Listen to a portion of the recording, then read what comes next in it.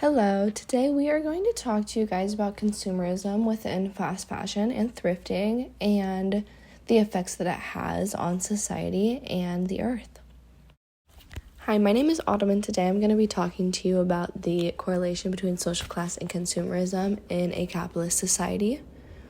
So, as many of you know, we live in a capitalist society today, and consumption and social class tend to show a lot of what our values equal or correlate that what we own or wear correlates to our values.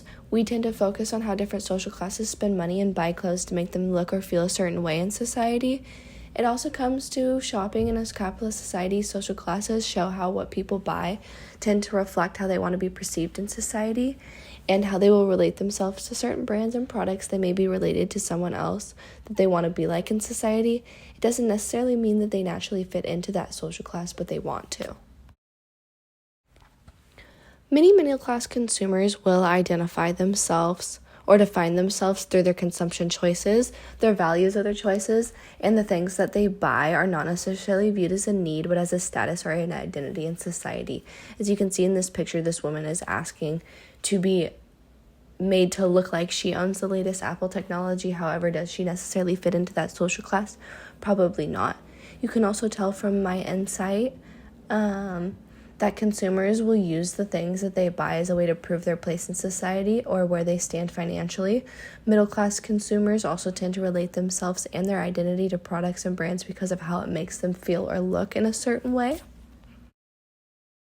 And lastly, we'll discuss fashion as a form of social class.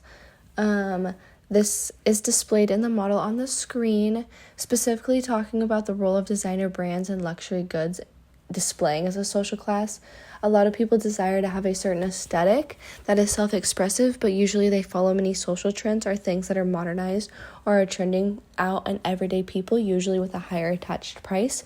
You see this through social media trends and apps that a lot of famous people tend to use or promote throughout their social medias. Hi, my name is Brice Gamboa, and my main point is about the lack of access to sufficient and appropriate clothing. Clothing poverty is a pressing issue that affects many individuals and families around the world. Many people, especially those living in low-income communities, struggle to afford basic clothing items, which can lead to feelings of shame and social exclusion.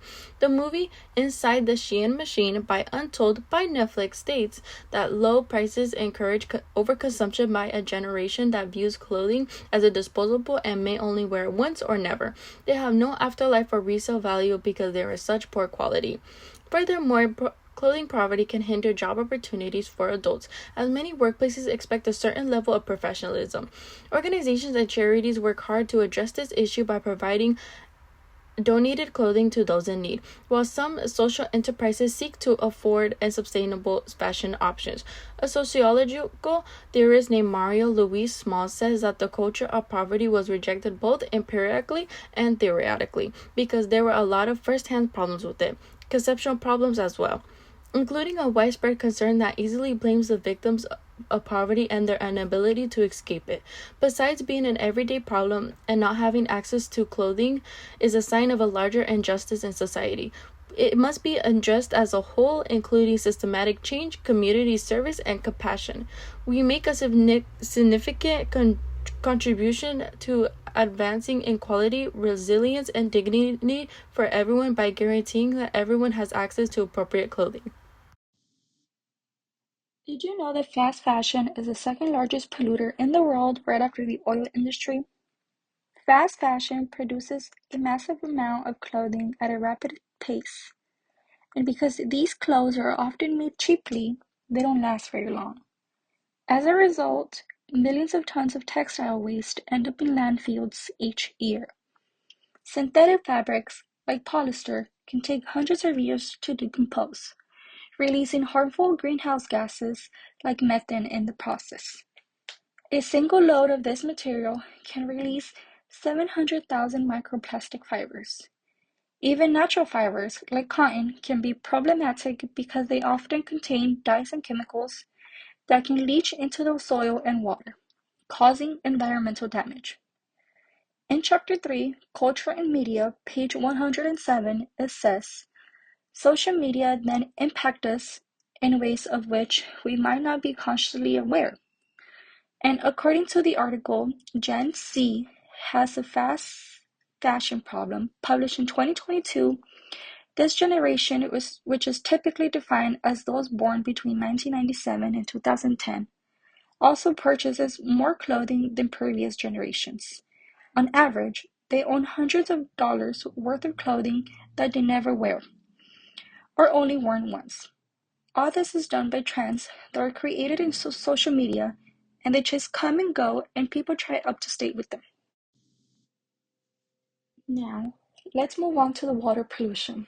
The production of fast fashion garments consumes a staggering amount of water. For example, it can take up to 2,700 liters of water to produce a single cotton t-shirt. And when these fabrics are washed, little tiny plastic fibers are shed and make their way into waterways, which it can accumulate in the food chain, ultimately affecting human health as well. Additionally, the dyeing and finishing process for textiles involve a lot of harmful chemicals, which are often discharged into rivers and streams. This pollution can devastate aquatic ecosystems, harm wildlife, and contaminate drinking water sources for local communities. In conclusion, the fast fashion industry has a significant negative impact on the environment, from overflowing landfills to polluted water sources. So it is crucial for us to be more conscious for our clothing choices and support sustainable fashion practices to help mitigate these effects. Now, let's move on to the water pollution. The production of fast fashion garments consumes a staggering amount of water.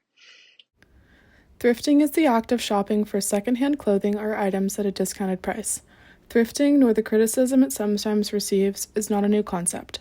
It's been around since the 19th century, when people would donate and purchase new clothes as waves of immigrants came to the U.S. and industrialization soared. The largest thrifting chains are non-profit organizations, like Goodwill and the Salvation Army, which cater more directly to lower-income classes. They were first meant for immigrants to buy affordable clothes in a time of excess production, but over time, upper classes began to see thrifting as dangerous and disease-ridden. Commonly, lower economic classes see thrift stores as an essential place to buy goods and clothes that they can afford to maintain their standard of living. They depend on these stores for their basic needs, and dependence has only increased since COVID. Until recently, the public has treated thrifting with low regards while it served people of color and lower income classes, leaving systemic problems within its culture. Thrift stores' prices are now on the rise. Those in the middle upper class are beginning to thrift to create their own looks, buy vintage clothes, or buy designer items with the tag still on for a discounted price. This trend has increased in the past few years, with the price of thrifting increasing with every trip. Social media platforms like TikTok and YouTube have introduced the world to thrifting to a whole new generation of teenagers who participate in trends and challenges revolving around thrift stores. The gentrification of thrift stores has mainly been because of excessive shoppers. These same thrift stores now serving as cheap suppliers to people that are buying massive amounts of clothes to flip and resell. Resellers try to find high-end vintage clothing in hopes of reselling the item for more than they purchased it for. In the past few years, the numbers of resellers who hunt thrift stores for vintage clothes has skyrocketed. According to the 2020 resale report released by ThredUp, resale is expected to overtake the traditional thrift and donation segment by 2024. The main problem with these excessive shoppers is that they are inadvertently raising the prices of items that they don't necessarily need, pricing out low-income shoppers that struggle to find clothing in the first place. Thrifting should be seen as a good thing, especially for environmental reasons, so why has it become a problem? In the midst of this sustainable fashion movement, there is concern that the upper and middle classes see thrifting as a type of fun activity and purchase massive amounts of clothes, which contributes to the gentrification of thrift stores. Being able to shop ethically and sustainability is a privilege. It requires that you have the time to educate yourself about environmental and social issues of fast fashion, the time to seek out more ethical production practices, and the privilege of living close to affordable clothing shops. From white upper-class privilege, there is white environmentalism, which doesn't recognize that low-income populations are more likely to be impacted by climate change and pollution. Social trends are the choices and preferences of people in society, which are constantly changing. They can impact many areas of life, including business, workforce, family, and work-life balance. Social trends can cover a wide range of topics, including housing, crime, income and wealth, transportation, and population. Clothing used to be sold by season, fall and winter, and then spring and summer. It was the most economically responsible way of both buying clothing and advertising it. But since social media has been added to the equation, that whole foundation has been ruptured. Social media creates fashion trends that are too fast to keep up with for the general public.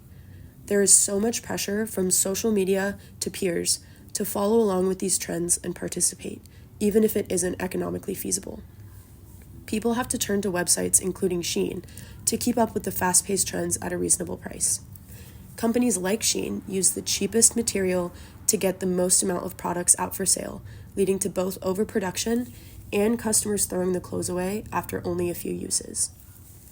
Oftentimes, people don't even necessarily like the clothing that they are buying. They just want to fit into the trend. Social media can be so quick to cancel long-lasting trends like skinny jeans, leading to many people feeling like they have to clean their closet out yet again. Marketing teams know how to single people out to make them feel as if they need to comply, and companies have now started to create their own TikTok trends to get more people to buy their clothes. When you look at the companies with the largest amount of waste, the owners making millions of dollars know exactly what they are doing. As social media has come into play, corporations know how to use that to their advantage. With hiring Gen Z social media managers to keep the company up to date on current trends, drags in new customers and keeps the old ones coming back. In